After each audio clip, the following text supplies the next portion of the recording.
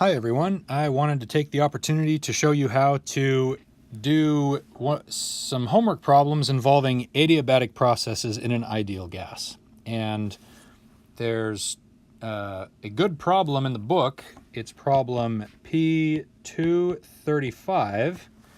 And if you want to pull out your book and go take a look at it, then you can follow along with this problem. Okay, so what the problem says is consider the adiabatic expansion of 0.500 moles of an ideal monatomic gas. So then our N for this problem is going to be 0.500 moles. And it's an ideal monatomic gas, and so CVM is going to equal 3R divided by 2.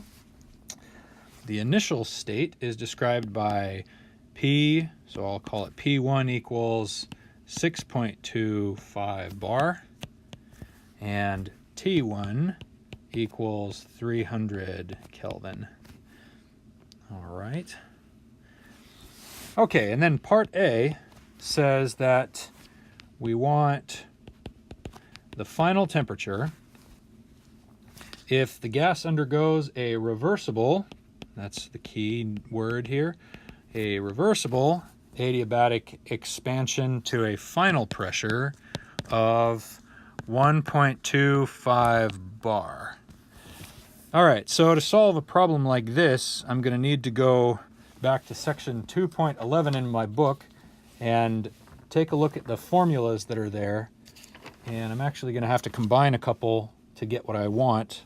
It's on page 39 in the book. So I'll write down the first equation. They use TFTI, but I don't know. I like T1 and T2 a little bit more, so I'm just going to use that. T1, 2 over T1 is equal to V2 over V1, and this is going to be 1 minus gamma. And if you have to refresh your memory about what gamma is, then go right ahead and look it up, but I'll just tell you that it's the constant pressure heat capacity over the constant volume heat capacity. And in an ideal gas, the constant pressure heat capacity, molar heat capacity, is equal to the constant volume molar heat capacity plus R. And so since CVM is 3/2 R, then that means that my CP is going to be 5/2 R. And so therefore my gamma is going to be 5/2 R divided by 3/2 R. And if we cancel out our R's and we cancel out our 1/2, this turns out to be 5/3. So that's our gamma for this problem.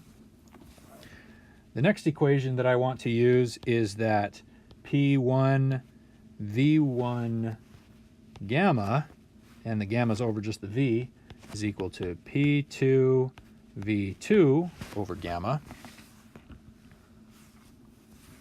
And now I'm going to rearrange this so that I can recreate this expression up here with the volumes. I'm going to, let's see, what should I do? I'm going to divide both sides by V1 gamma, and I'm going to divide both sides by P2.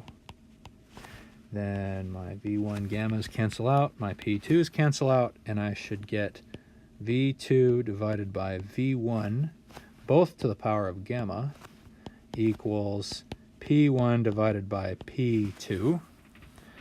And now, if I want to get things in terms of V without this gamma over it, well, why don't I just put it this way? V2, V1, both to the power of gamma. Then I'm going to put both sides of my equation to the power of 1 over gamma, because that's going to allow me to cancel that out.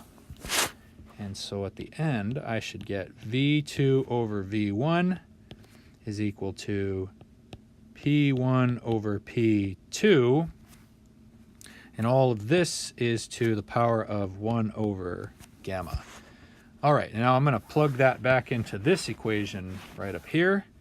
I get T2 over T1 is equal to, oops, hang on.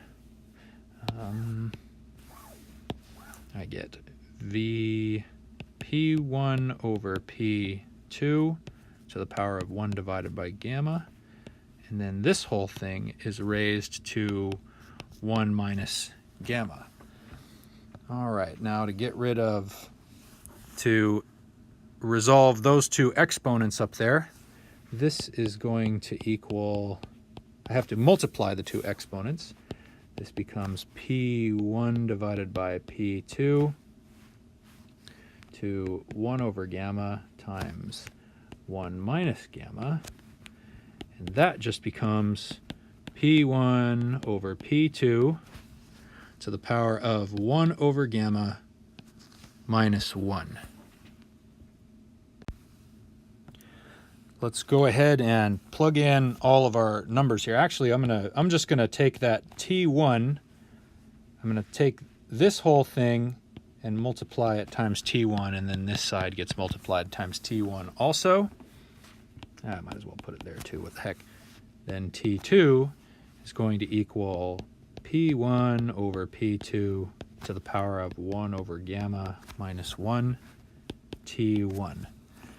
All right, now I got to put in all my values here.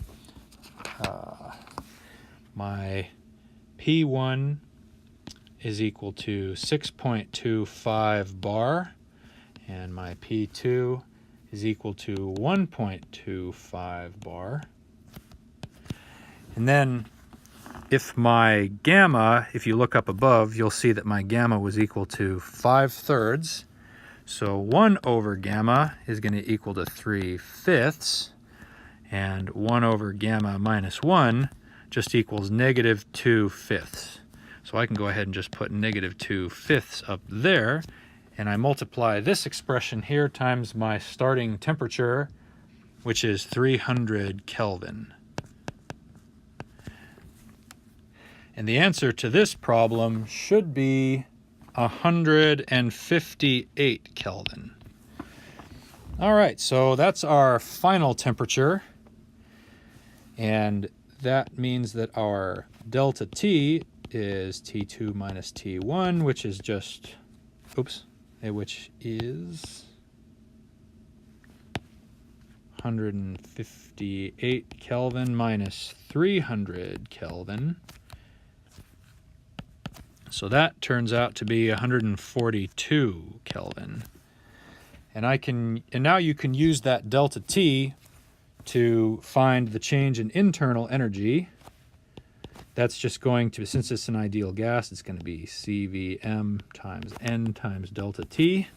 And you can get it that way. And since this is adiabatic, we know that this is going to equal work. And then you can just get the change in enthalpy by using the constant pressure heat capacity, which I have listed up a little bit higher. And that way you can get the temperature, you can get the internal energy, and you can get the enthalpy. And of course, the heat just equals 0 because this whole process is adiabatic. Okay, let's do part B of problem 2.35. And in this case, we have an adiabatic expansion, except this time it's not reversible. It's against a constant external pressure. And number of moles is the same. The heat capacity is the same. We have the same starting pressure. We have the same ending pressure, but we have a constant external pressure, and we have a same starting temperature. All right, so now I'm going to show you how we're going to do this. This one's trickier than you might think at first glance, but it comes from recognizing that since it's adiabatic, heat is 0, and since the first law says that the change in internal energy is work plus heat, since heat is 0, then this just equals work. And at the same time, we also know that the change in internal energy for an ideal gas is just CV, molar heat capacity, times N times delta T. And work is just equal to negative P external times delta V. And we can say that this just equals negative P external times V2 minus V1. But let's assume that since PV equals nRT, let's get the V on a side all by itself. Let's assume that n stays constant for any change, but that V2 is going to be equal to nRT1 divided by P1, T2 divided by P2, and V1 equals nRT1 divided by P1. Then, since delta U equals W, delta U equals NCVM delta. I'm not going to represent it with delta T. I'm going to represent it with T2 minus T1 equals negative P external. And then inside here, I'm going to say nRT2 over P2 minus nRT1 over P1. And this is the expression that we're going to use to solve this problem. Now I've got to do a whole bunch of algebra to try to get the temperatures to one side and the pressures to the other side. And to do that, actually what I really want is to get T2 to one side and get all the other variables to the other side. So I'm just going to go ahead and do that now. NCVM T2 minus NCVM T1 is equal to negative, I'm going to pull out the NR from those and have P external. It's just a bunch of algebra now at this point. Then I get T2 over P2 minus T1 over P1. Okay, now I want to expand this side out just a little bit more. P external T2, and let's put this divided by P2 minus, let's go with plus actually, plus NRP external T1 over P1. Yeah, it's just a really long algebra process. CV T2. Now I'm going to move this over to this side of the equation, and I'm going to move this over to this side of the equation. So I get plus NR PX T2 divided by P2. And then this is going to equal NCVM T1 plus NRP external T1 over P1. Okay, we're getting there. I'm going to pull out the T2 from both of these. CVM plus NRP external divided by P2 equals, I'm going to, over here, pull out the T1, NCVM plus NRP external P1. Okay, now I'm going to divide both sides by this expression right here. And that's going to leave T2 all by itself. And what I'll get is this equals T1 multiplied times this whole thing, CVM plus NRP external. This is over P1. And then I have what's over here down here on the denominator, CVM plus NRP external P2. And that's it. That's that has everything that we need to solve this problem. We know T1, we know N, we know P external, we know P1. Okay, there's a lot of things that we can do to simplify this out so we don't have to go to so much work with the calculator. First, you can realize that we can cancel out N from everywhere. The second thing that you can do to realize is that CVM both equal 3/2 R. So we can pull out the R's from everywhere and cancel all those out too. And then you can also realize that that P2 equals pressure external. So those cancel out to just become 1. And in the end, T2 is going to equal T1 times 3/2 plus P external divided by P1.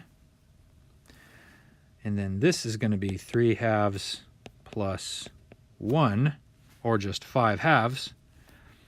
And that's it. This is going to give us what we want. 5/2, and this is times T1. Then when you plug that in, the final answer should be that let's go with T2. T2 will equal 204 Kelvin. And then from there, you can get delta T, and you can compute internal energy, work, and enthalpy in the exact same way that we did on the last problem. That's it. I hope this is helpful, and good luck on your homework, everyone. Bye.